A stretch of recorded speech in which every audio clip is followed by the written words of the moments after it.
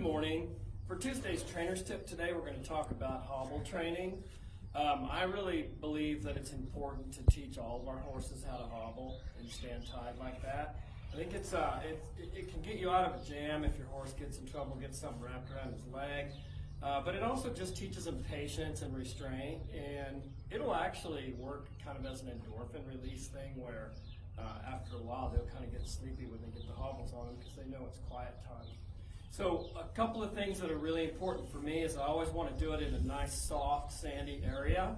So I do it in my round pen where if they would fall down, they're not going to skin their knees up, get hurt real bad. So that'll help. And I also want to start with a really soft cotton lead rope or a cotton rope. This is an old lead rope, and it just has the buckle taken off of it.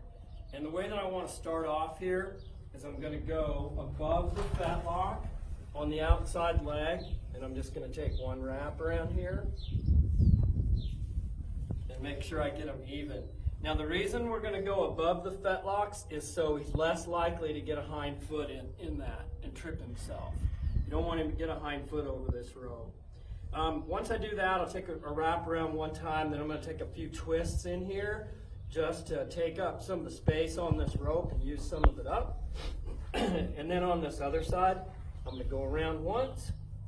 I'm going to make a little loop, and I want to tie a super easy, quick release knot in this. So all it is right there where I can turn it loose really, really easily. Okay?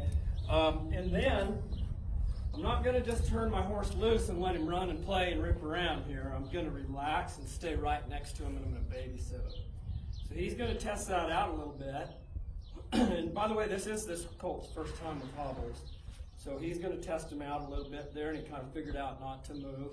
And that's what I want. I don't want him to ride off, take off, and try to run, because I want him to learn that hobbles mean hold still. So I'll stay with him, and I'll babysit him. And then I might take little bits of, now he started to move right there, so I'm going to make sure I stay with him. I don't want him to panic. I'm going to try to stay right with him here. But eventually I'll start kind of moving away from him a little bit and getting a little further increment away from him every time.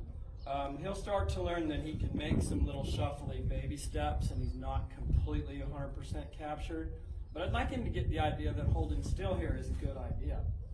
So that's Tuesday's Trainer's Tip. I hope you all have a great week.